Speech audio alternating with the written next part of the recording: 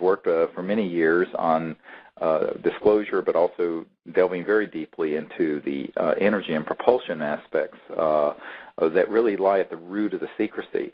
And what we want to review today is really a 100-year history or so, maybe even longer than 100 years, of very advanced breakthroughs in very high voltage electromagnetic systems that result in pulling energy out of the fabric of space-time around us. And you may call this a sort of trans-dimensional type of energy generation system, and it really is the secret behind how so-called UFOs fly, move, levitate, appear in one place, disappear, and reappear in another. And it isn't as if this is new to people in the classified scientific community. And we have worked with many, many people over the years who have actually done work in this area, who've worked for various three-letter agencies, as well as the Department of Defense and corporations. And much of the work has been done through corporations under contract to the Department of Defense and CIA and other agencies. But over the years, what we've discovered is that there's a cache of information, and some of this is on the OrionProject.org website. That's all one word, the Orion Project. And there's an enormous amount of historical information there for people to click through and read.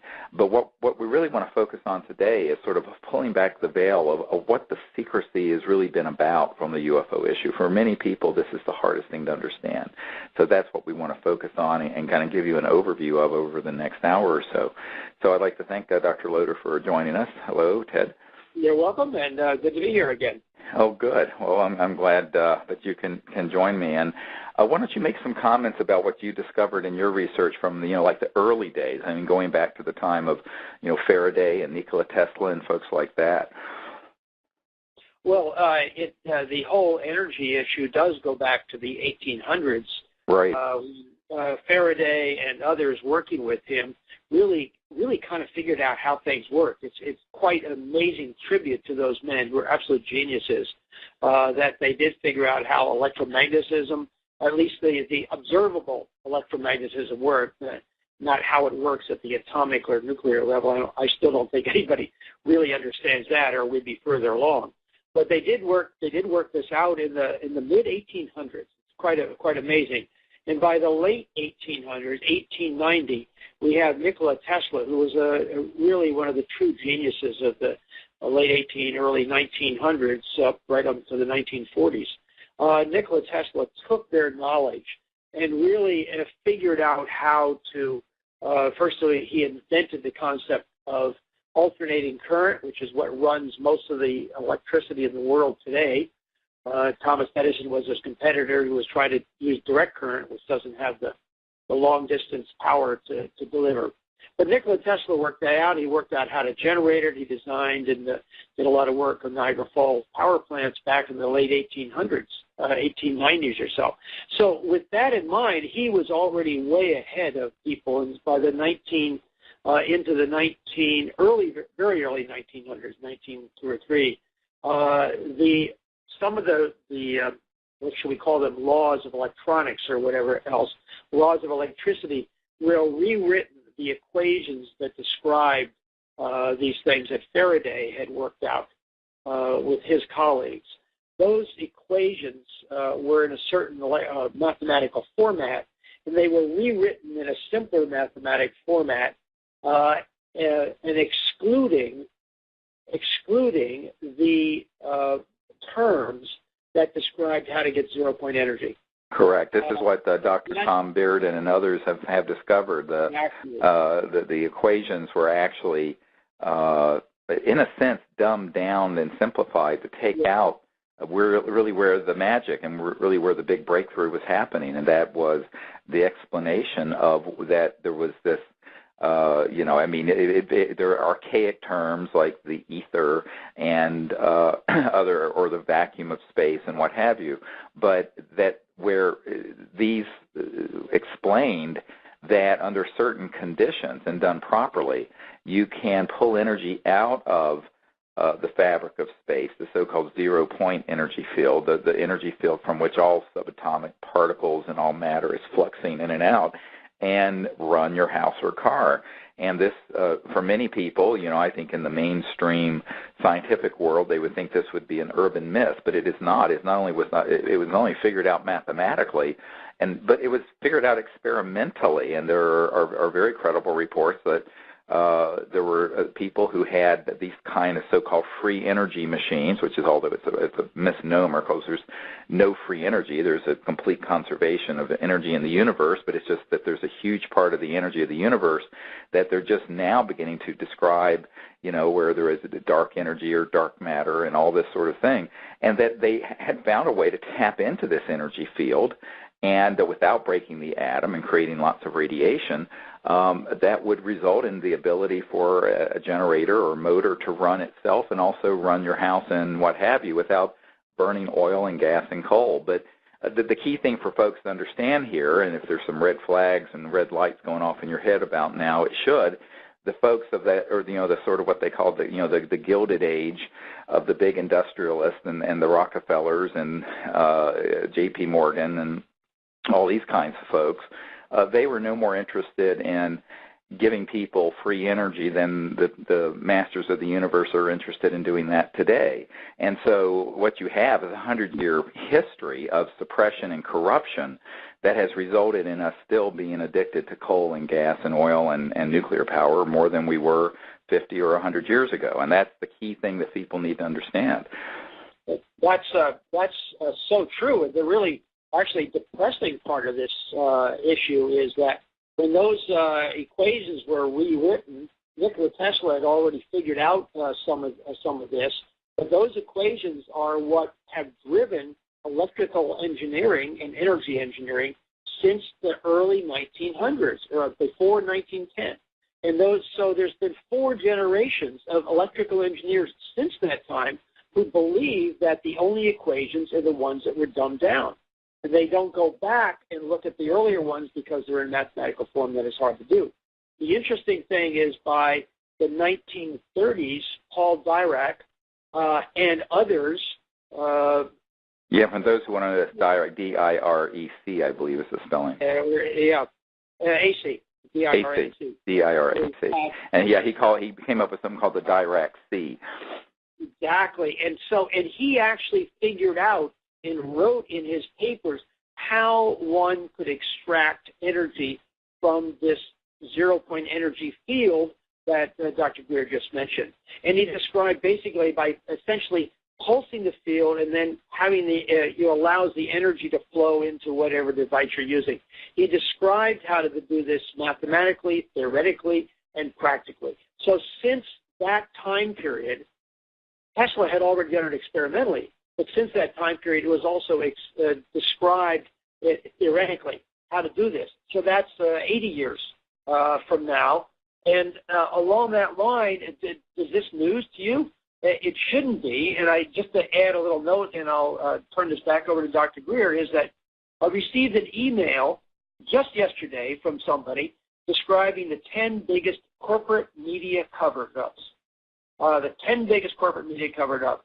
And the second one in their list is free energy technology pioneered by Nikola Tesla more than 100 years ago has been suppressed to maintain giant corporate interests. So this is, being distributed to all kinds of people.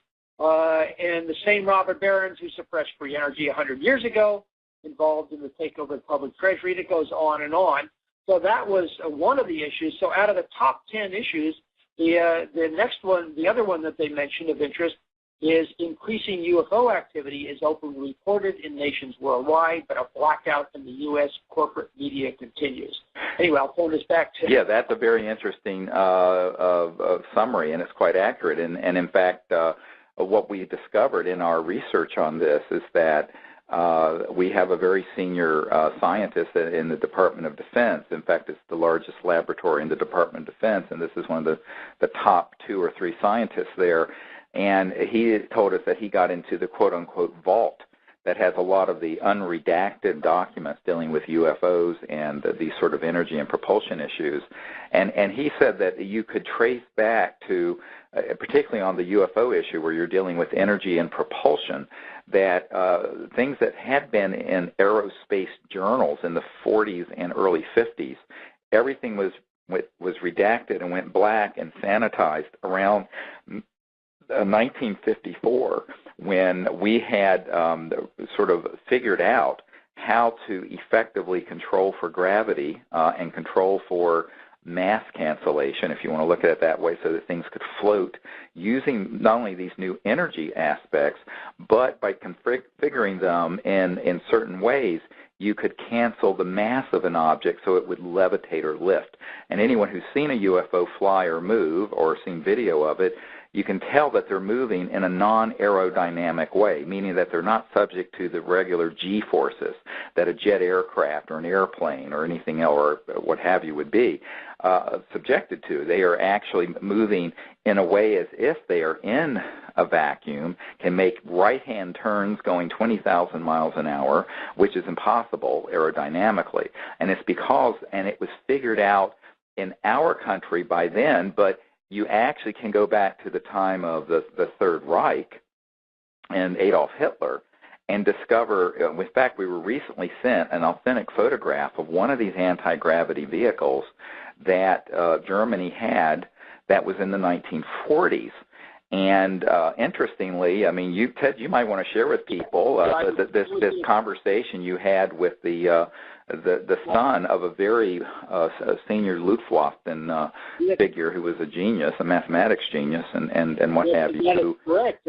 Recently, I've spent some time chatting with a friend of mine. He's become a friend now, and his father was in the German Luftwaffe. Knew Hitler, was a pilot, Luftwaffe or Air Force, a German Air Force pilot, and a crack ace pilot for the German Luftwaffe. He was not doing it willingly. In fact, the story I keep getting from him and others is that many of the people in the military did their military duty for Germany not because they wanted to, but because they were forced to, and either that or their families were threatened. It was very anyway.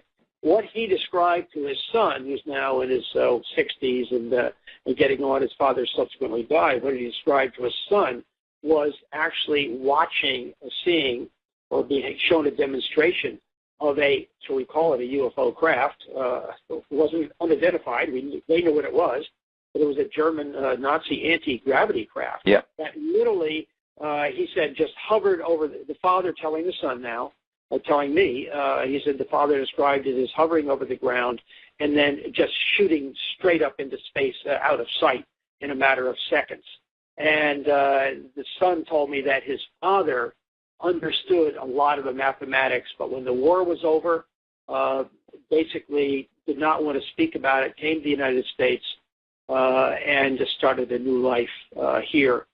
Although periodically former Nazi people associated with it would show up at his house in the United States asking him to be involved in some things, to which he continually refused. He was done and wanted out of it.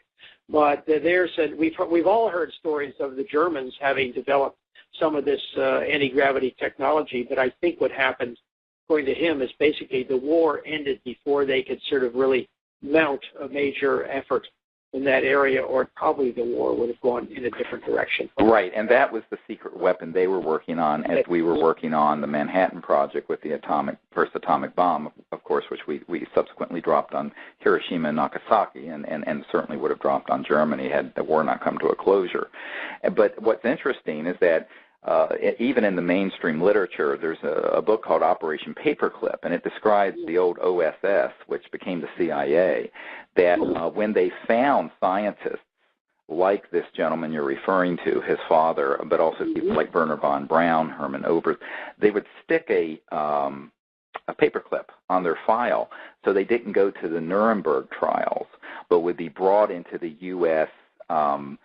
Intelligence community and aerospace community, and they actually came into our government's operations and subsequently have taken over.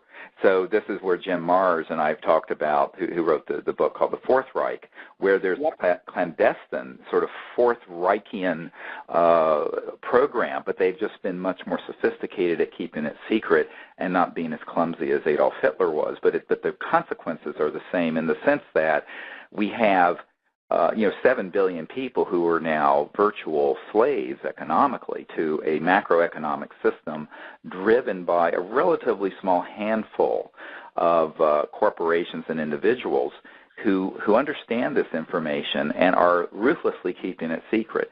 And one of the things I wanted to point out, going back to Tesla, we have a photograph, and it's up at the OrionProject.org site, of Nikola Tesla with a guy named Stubblefield, where he had developed this earth battery, which if you have the correct saline composition of the soil, you can pull energy out of the electromagnetic potential between the earth and, let's say, an antenna that's up a few meters and generate electricity, a voltage potential, and run things. And that this was actually, in 1908, taken and demonstrated to people in Congress. And there's a photograph of Nikola Tesla with this Stubblefield, who was a sort of a self-taught guy, a farmer.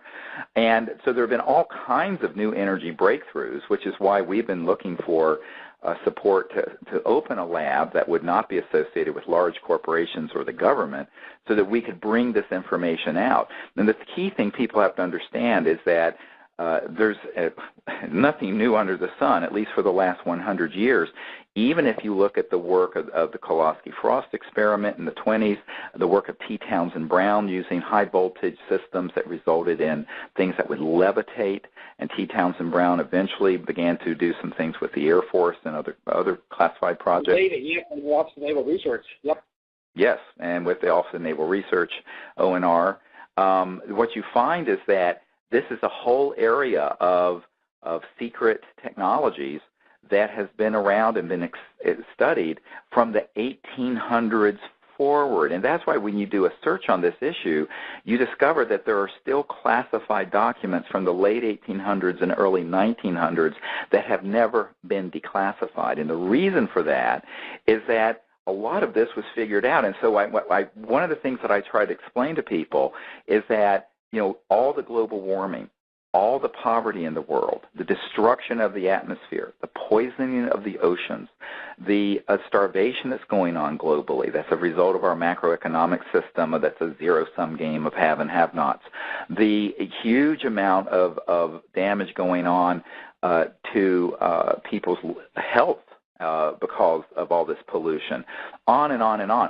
This is all a consequence of the avarice, the greed, and the corruption in power that has existed not for 10 or 20 years or, tracing it back to one party or one. This has gone on for over 100 years. And the common denominator in it all is the accumulation of enormous amounts of power and control in the hands of a relatively few. And this is, of course, not only anti-democratic, but it's at the point now where it's really a risk to the future of humanity and the destruction of the Earth's biosphere, where we have hundreds of species of plants and animals and what have you becoming extinct. Large parts of the oceans are dying. Whether you believe in global warming or not, we certainly have a lot of air pollution and other problems, and most importantly, the geopolitical catastrophe that we're facing because we have ourselves encamped in the Middle East. And let's face it, we're encamped in the Middle East not because we're so concerned about, instituting Jeffersonian democracy in that area. It's because of Iran and Iraq and Saudi Arabia are sitting on the largest oil fields in the world. And frankly, it's about oil, which we don't need. And the only thing we need oil for is for plastics and things like that, and that would be a tiny rounding percentage of the amount of oil that we use for jet fuel and cars and generators and things.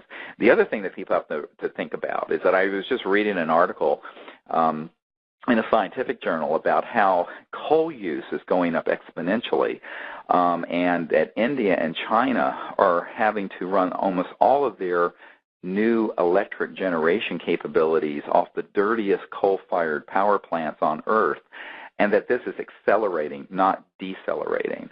So as bad as people see it here in the United States, where we have a lot of pollution from coal-fired power plants and arsenic and mercury poisoning and things of this sort, it's much, much, much worse in developing countries. Then they simply don't have the other sources to do this with, to generate the amount of power they need for their industrial base and what have you. Now, and that can all become very depressing to think about for too long. And what I tell people is, well, yes, that's the problem. Let's focus on the solution. And the solution, thankfully, is here, but it's been suppressed and hidden. So how do you do that? And this is where the whole concept of disclosureproject.org and the orionproject.org of trying to pull this information together and find the public support, private support, to put together the means to not only disclose the information, but to take it to the next step and start bringing out these technologies.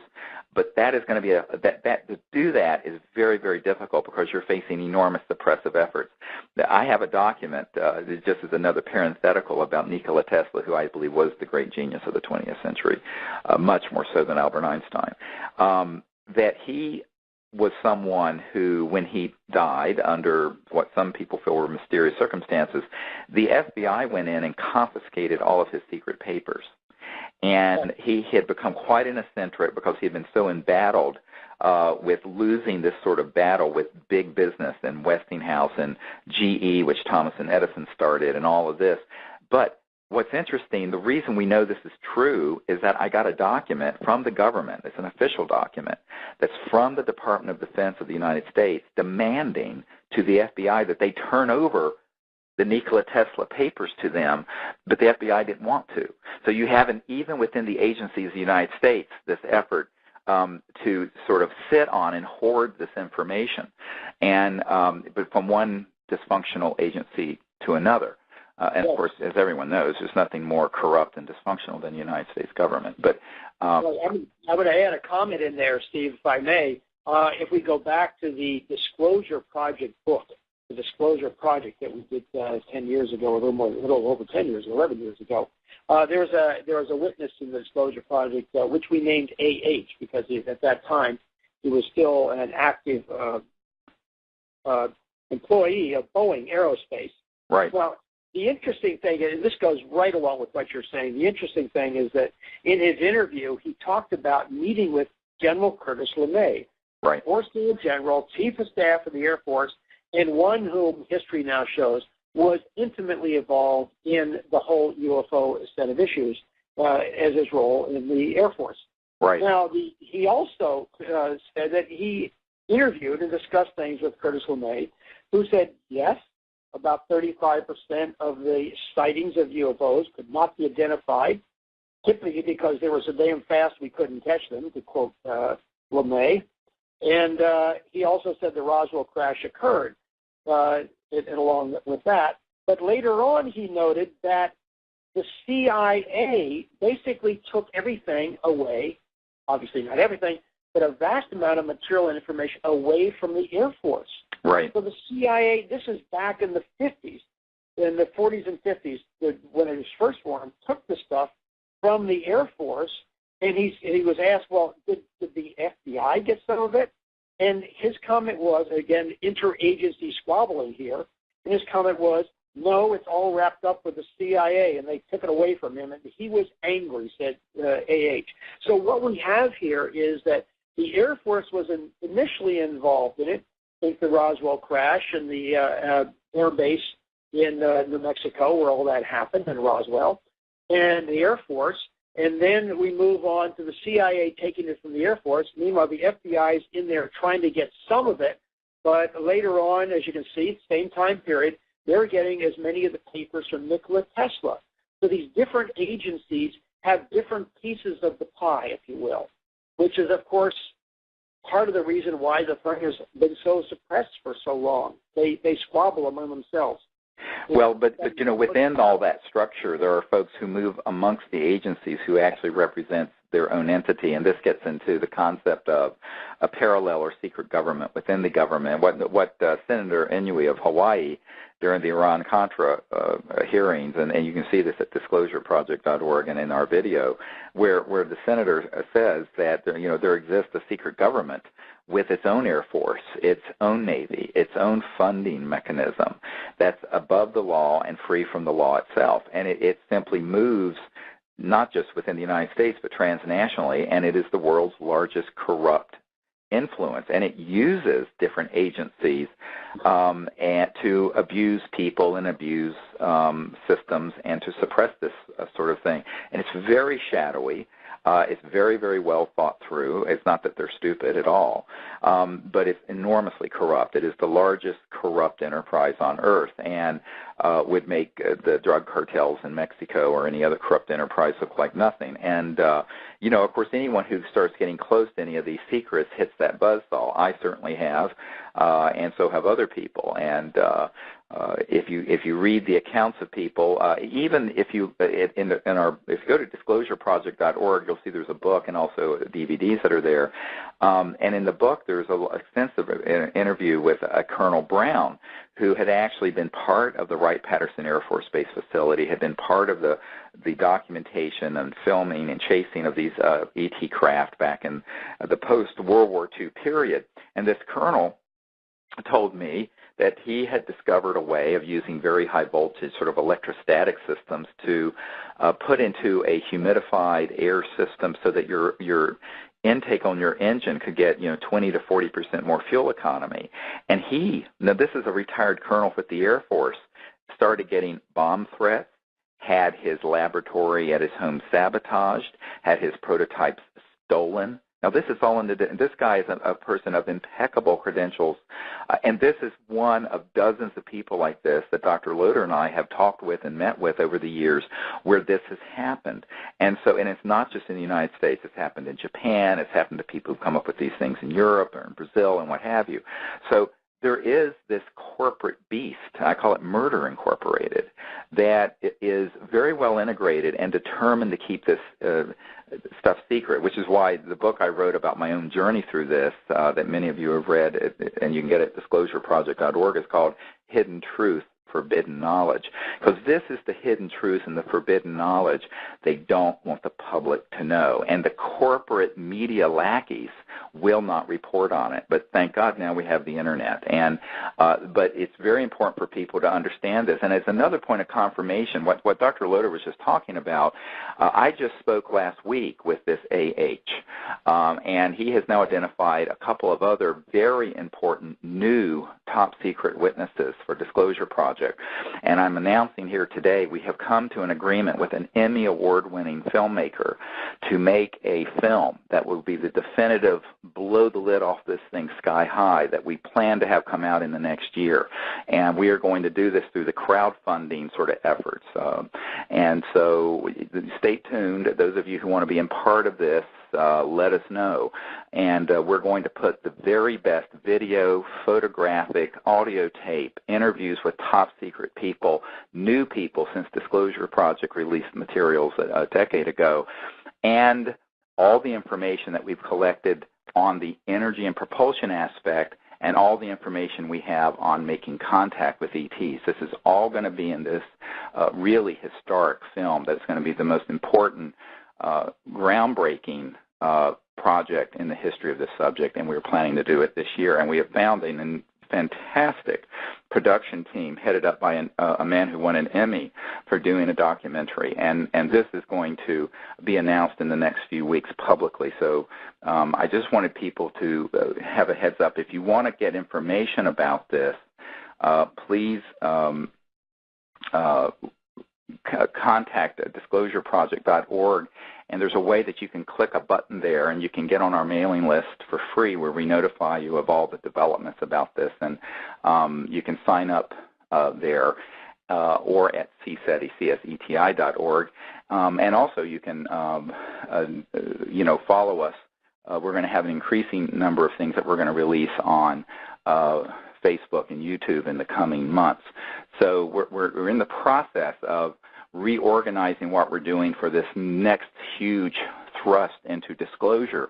And this filmmaker has agreed that the proceeds of this film, which if it does well could be very significant, that he and I have agreed that the proceeds of this will go into building the laboratory and bringing out these earth-saving technologies, and that is the purpose of what we're going to do. So we're going to view every listener of the World Fusion Network as a co-producer and distributor of this information, and if we can do this successfully, we should be able to have the means to basically do this as a movement, as a citizens movement, independent of the corporations and the big government corruption.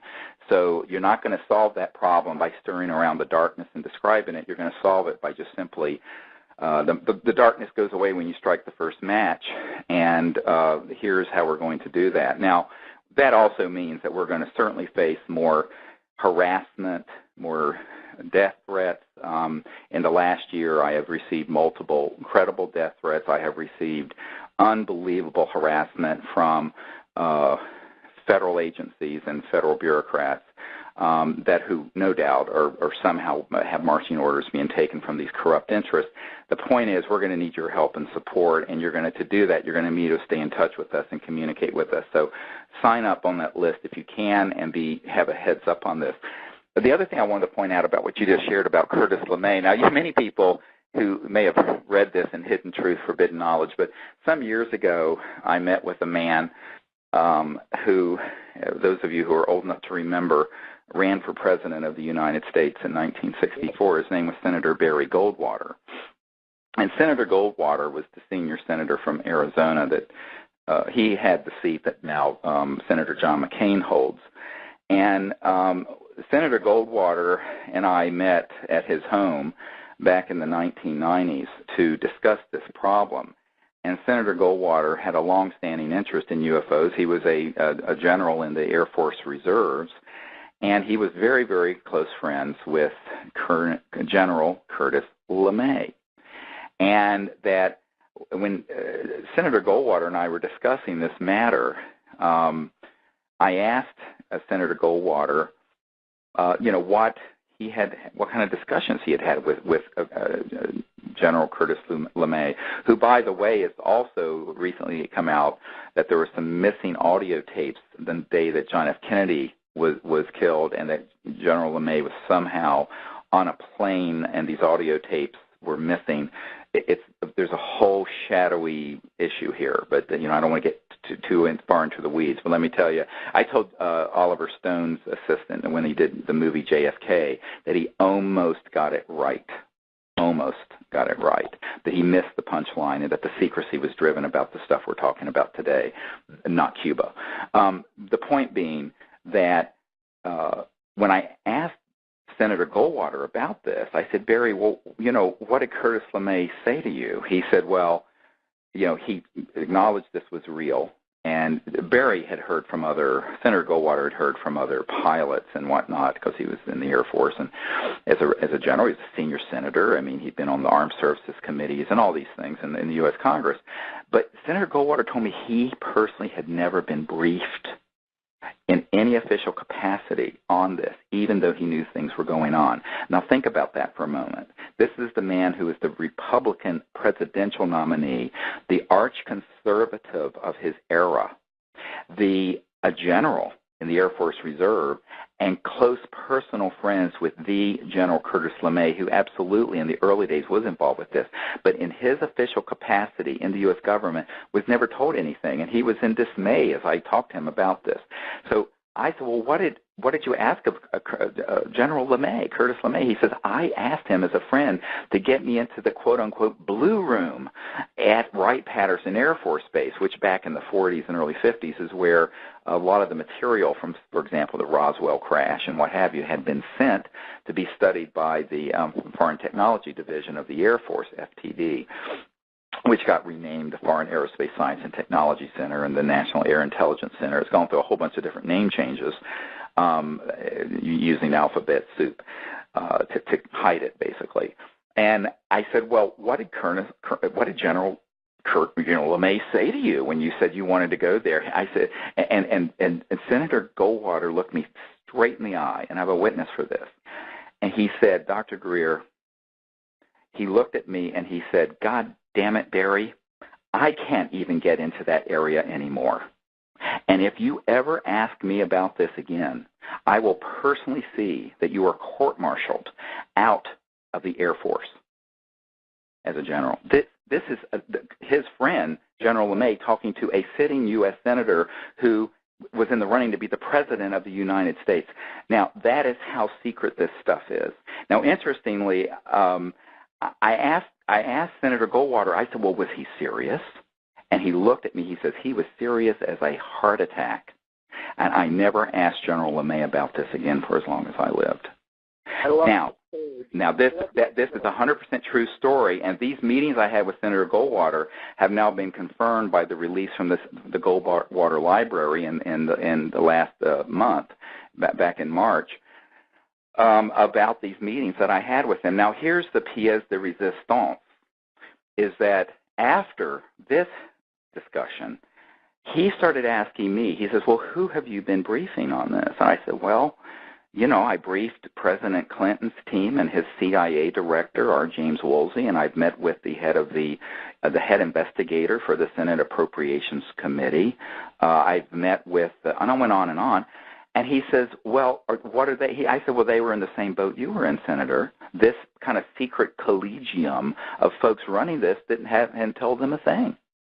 And that even when the president made inquiries, they wouldn't tell him anything. And when the CIA director made inquiries, they wouldn't tell him anything because it is so secret. And so he looked at me. He says, well, who is involved in this secrecy? So I started naming some people that I had learned from very reliable sources were members of this so-called Majestic Committee, it used to be called back in the Truman and Eisenhower era. And one of them was Admiral Bobby Ray Inman. And Admiral Inman had been head of the National Security Agency, but before then had been deputy director of the CIA, but at that time had gone on to the board of directors of Science Applications International Corporation, SAIC, which is a huge government contractor that has dealt with some of this stuff. And he says, so when I started naming different names, he didn't know some of them, but when I landed on Admiral Bobby Ray Inman, he says, oh, I know Bobby Ray. I've known him for years. And I said, well, Senator Goldwater, would you pick up the phone and give him a call and see if we can meet to see if we can get some cooperation on making a change and disclosing this information, bringing this science and technology out so we can get out of Mideast oil and we can make a civilization here that works and that is free. And Senator Goldwater was very enthusiastic about doing this, so he did it. And let me tell you, after that, Senator Goldwater contacted me and he says, I can't make any more phone calls like that.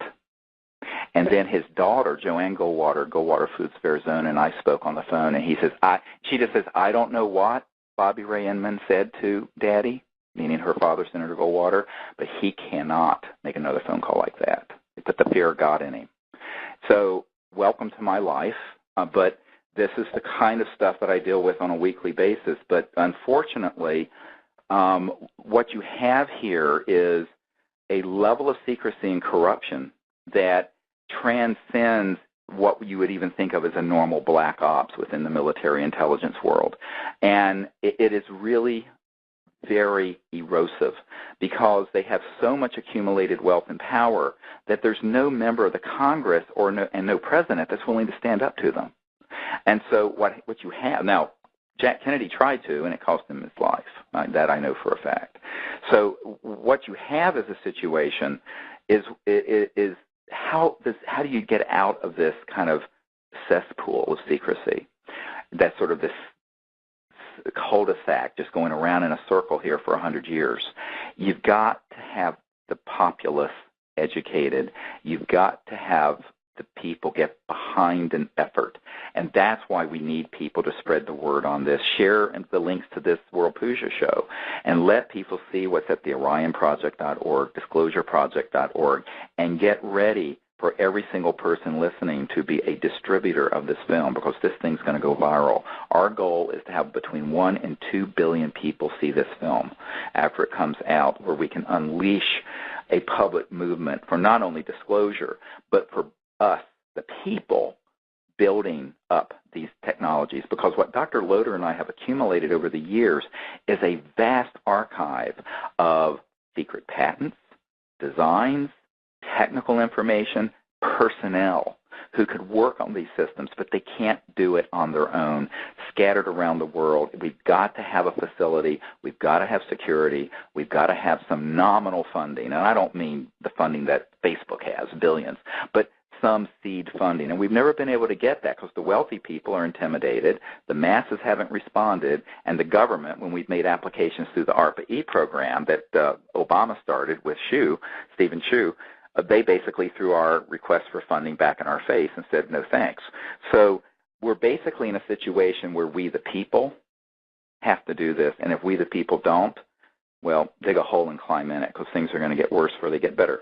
So I think that we have to make a choice as a people in our society. Are we going to go forward and pull our resources together to do this? Now, you know, I've given up my medical career and the income as a medical doctor. Dr. Bravo has as well. Dr. Loder has given up a lot of resources, took time off from his university position. But, you know, we're just a few people. We're going to have, and we're not wealthy people, so we're going to have to figure out how to do this in a way that isn't sort of reliant on corrupt influences funding it. And the best way to do it, we feel, is through the public.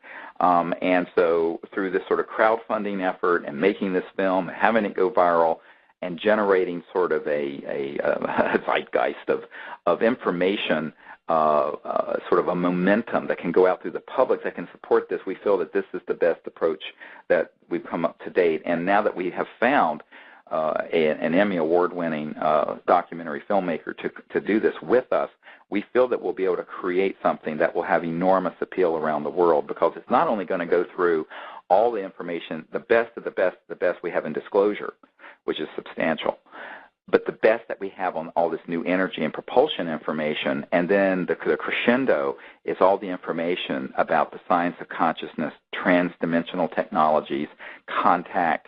And so it leaves people with this vision of the future where we have entered into a new world with free energy, anti-gravity technologies, interplanetary travel, universal peace, and the war machine has been silenced and has been shut off.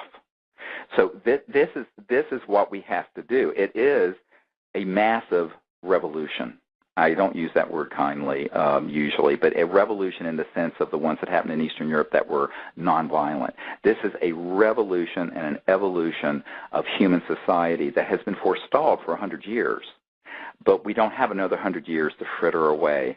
So we need to be able to do this together as a people. And I think if all of us join our resources and pull together on this, we can do it. And it's a really exciting development that's been happening here in the last couple of months with Disclosure Project and CSETI. Yeah, let me pop in with that because it is very exciting. I think that's the key word. The interesting thing is we probably could not have done this a few years ago. First of all, we needed a type of producer who had the skills and desire to really work with us. Second of all, the CSETI team has not been sitting on our laurels over the past 10 years, although I have people ask me all the time, well, are you guys doing anything? We'll be doing a lot of stuff behind the scenes, talking to people, learning what's going on, talking to more witnesses, et cetera, et cetera. So as Dr. Greer mentioned, there's a number of new witnesses coupled with the fact that we had over 100 hours of videotape interviews and only used in the Disclosure Project 4 hours of that interview. So there's still a gold mine of information, plus we have a number of new witnesses who have seen what we've talked about with the energy information and have come forth in the energy sector. So there's a whole new group of information. And the third thing, or fourth thing, wherever I'm at here, of information is that the world, the media, not the mainstream media, but the alternative media and the Internet, has really been pushing the concept of zero-point energy, that there are some alternatives available that need to be done and used. So there's a there's a groundswell going on that essentially what we plan to do is hop on top of that wave of the groundswell with some definitive information coupled with what the groundswell is doing. More and more people are aware of this, but they don't know quite what it's about or what to do with it or how it can be done. What we plan to do is provide that vision of what can be done and how it should be done. Yes, and see, this film can be the grain of sand that makes the pearl of a whole new world. Because if the film can be successful and everyone makes this thing go viral, where hundreds of millions or billions of people see it, what can happen is that then that can generate the funding that's needed through sort of crowdfunding efforts to do this. Because I'm very skeptical. I mean, first of all, we have tried through the Orion Project to raise a few $1,000s that we provided to various people working out of their basements or their garage. That isn't going to happen. The people who actually have the ability to do that we provided some funding to, the main one, less than 2 years ago, got visited by a former CIA director who threatened his life and that of his family if he didn't betray us and stop working. And this is a guy who gets his paycheck from a U.S. government contractor, works in an underground SCIF, Secure Communication Intelligence Facility, who took funding from the Orion Project to do this, but then was basically warned off. So here's the problem.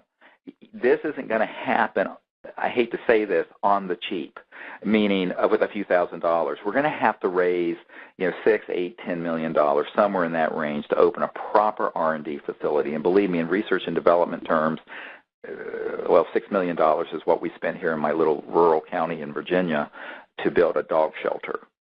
That was just the construction cost for the dog pound. So, but in a 2-year period, if we had that level of funding, we could do this. But, getting that funding has been very, very difficult from conventional sources. This is why we're going to have to take it to the people, but in a much bigger way than we have in the past. Now, one of the good things to point out is that, and it's also very exciting, Disclosure Project, over the last 10 years, when we launched that, the Internet was nowhere near as developed as it was. Remember in 2001 when the National Press Club event happened, that was the most watched event in the history of the Internet at that time. In history, period. Correct.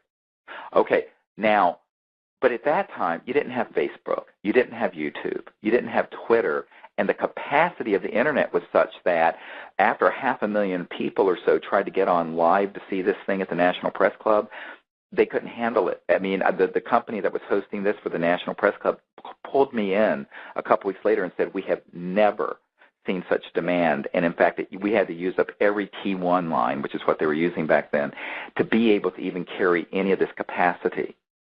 So now, of course, the Internet, all the social media sites, YouTube, and what have you is such that we can come out with this film, bypass the big studios and the big, the corporate media world, and bring this stuff out to billions of people. And that's what we have to do. And this is the strategy we're going to use, because having done a lot of interfacing personally with large studios, with Fox Studios, with large producers and directors, I personally met with the executive producer for a lot of the ABC News programming, with the person who's the chief guy at 60 Minutes. All those people, even though you give them 35 hours of top secret testimony and thousands of pages of documents that prove all this on a silver platter, invariably they get back to me and they say, Dr. Greer, corporate won't let us run this story. Now, this is not a conspiracy theory to the debunkers out there.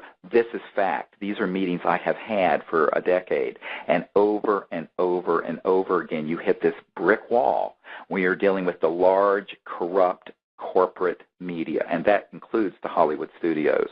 So what we've decided to do is do an independent film with a really good filmmaker and put the best of all this information together and release it to the world. And that's what we're going to do, and we're going to rely on all of you listening to fund the project and to distribute it and to basically take ownership of it. And that's what we're going to be announcing in the next 2 or 3 weeks, and they will be publicly known. So it's very, very exciting, because we having done this now for 22 years and gone through every nightmare scenario you can imagine, what I've concluded is that the president isn't going to touch this with a 10-foot pole because he doesn't want to end up like Jack Kennedy. And I was told that by a close friend of Bill Clinton's. The congressmen, even the most supportive ones that we've met with and discussed this with, like Congressman Dennis Kucinich and others, they can't make any headway on this. The people who do the FOIA requests, well, you make a request for a Freedom of Information Act, but these things are running on in a parallel secret government operation that the FOIA officers don't have access to. So they can't release what they don't have any access to. And then you go to people who are in the corporate world, and those folks, if they know what side their bread is being buttered on, or they're afraid. I mean, like one big industrialist who, he used to, he provided some significant support for Disclosure Project, but when we asked him to help with this energy effort, he looked at me, he says, nope, I've got children and grandchildren, and I don't want to be killed. And this is a person who had an income of $750 million a year. So the amount of funds we would need would be a rounding error. Let's just say this guy has 5 private jets. I've been in his home. He lives on 1,500 acres out near Hot Springs. And this is someone who, let me tell you, I mean, what we would need to do this project would be, they wouldn't even notice it. Say he blows more money than that out of his 5 private corporate jets that they own. So the point I'm making is I'm convinced, having knocked on every door and tried every approach for 22 years, that ultimately the way we started is the way this is going to happen, and that is going to be we the people. And, it's interesting because 10 years ago when we were doing Disclosure Project, we were having a group meeting here at my farm, which is near Thomas Jefferson's house, Monticello, out here near the University of Virginia. And I had the most amazing thought that was sent into my mind as we were making these big posters and storyboarding how we were going to launch this whole disclosure movement worldwide. And I swear, although this is certainly very subjective, but it was remote viewed, I saw that it was Thomas Jefferson's spirit, and he said, the next American Revolution. It was just chilling. And I went, well, yeah.